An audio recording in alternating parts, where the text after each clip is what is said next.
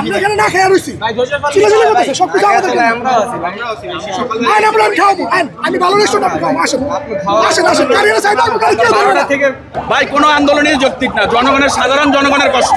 আমি 1 ঘন্টা থেকে আমাকে সহযোগিতা করেন, আমি তো 1 ঘন্টা থেকে আটকে আছি। আমাদের সাথে আপনারা আন্দোলনে নামেন। আমার বাচ্চার ছুটি হচ্ছে 5:30টায়। আমি 1 ঘন্টা থেকে এই ফার্মগেট থেকে ঘুরতেছি, কোন দিক দিয়ে যাবো আমাকে বলেন। 6টার মধ্যে যদি সবকিছু শুরু হয়ে যায় আলহামদুলিল্লাহ 5 মিনিটের মধ্যে রাস্তা খালি করে দিব।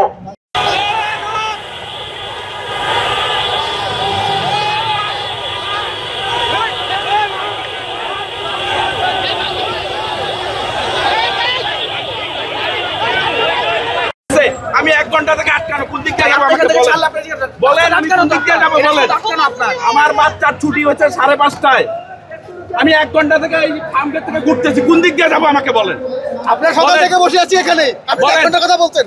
আমরা সকাল থেকে বসে আছি। আমি জানলে তো ভাই এদিকে আসতামই না। আপনি চলে যান এখন, পিছনে চলে যান। কোন রাস্তা দিয়ে তো যেতে পারতেছি না। আমি শ্যামলের রাস্তা দিয়েও যেতে পারতেছি না। আমি শ্যামলের রাস্তা দিয়েও যেতে পারতেছি না। আমাকে দেখা দেন, আমি ওই দিক দিয়ে যাবো। যাওয়ার ইচ্ছাতে কোন দিক দিয়ে যাওয়া যায়, আমাদের আন্দোলন সফল করতে দেন। ভাই কোনো আন্দোলনই যৌক্তিক না। জনগণের সাধারণ জনগণের কষ্ট, সাধারণ জনগণের কষ্ট। কোনো বলা নাই কোয়া নাই, হুট করে যেখানে সেখানে আন্দোলন, রাস্তা বন্ধ।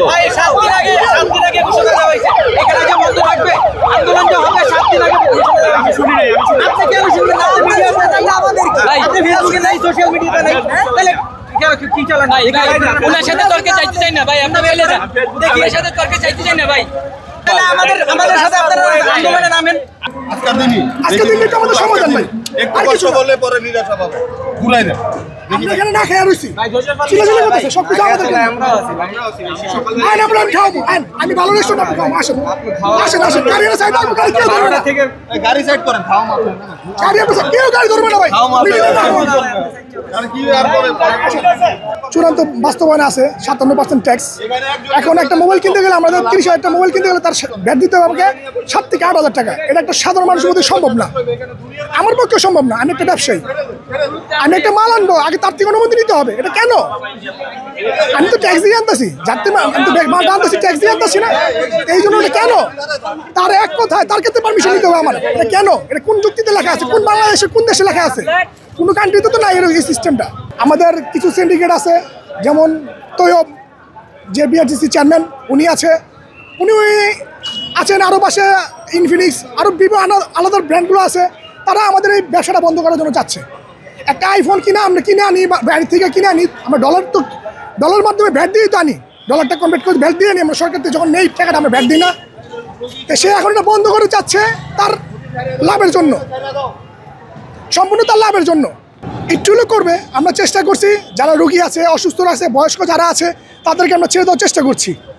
এখন সবার তো ছেড়ে দেওয়া সম্ভব না, কারণ আমরা একটা আন্দোলন নামছি। আমরা 12টার সময় আমাদের সাথে বড় বড় প্রতিনিধি আছে, তার সাথে কথা বলছে, তারা এই জিনিসে রাজি না। তারা বলে আমাদেরকে আরও 6 মাস সময় দেন। কীভাবে সময় দিব? আপনি 7 তারিখ 16 তারিখের পর থেকে আপনি সব চালু করছেন, এটা কীভাবে সম্ভব হয়? আমরা বলছি আমাদেরকে 6 মাস সময় দেন, তারা সময় দিতে বাধ্য, দিবে না আমাদেরকে সময় তারা। সেই জন্য আমরা এই কর্মসূচি পালন করছি, রাস্তায় প্রয়োগ করছি। এখন দেখেন, আমি বলি যারা স্কুল বাস আছে, আপনার সামনে কিছু ছাড়লাম আমরা। স্কুল পড়ুয়া যারা পরীক্ষা দিয়ে আসছে সিএনজি করে, তাদেরকেও কটা ছাড়ছি আমরা। সবার তো ছাড়া যাবে দেখে ছাড়তেছি আমরা।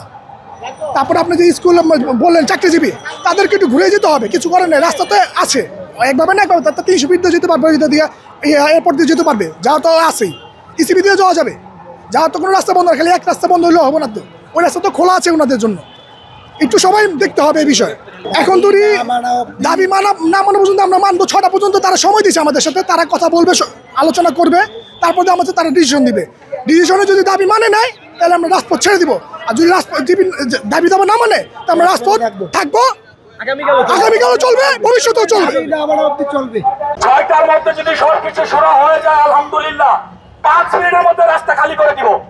আপনাদেরকে এখানে হয়রানি করতে আমরা আসি নাই, আমরা আপনাদের ভাই, আমরা আপনাদের ছেলে। দিন শেষে চিন্তা করে দেখেন, এত বড় একটা জনগোষ্ঠীকে যদি তারা ব্যান করে দেয়, তাদের ভিতরে বিন্দু পরিমাণ মতো কোনো দেশপ্রেম থাকতে পারে না।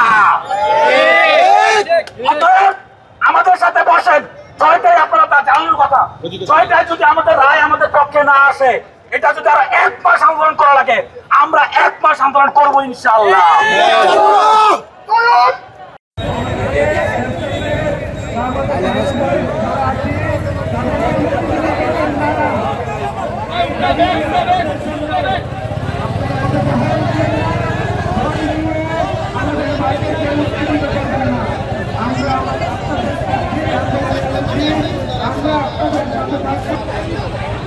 ভাই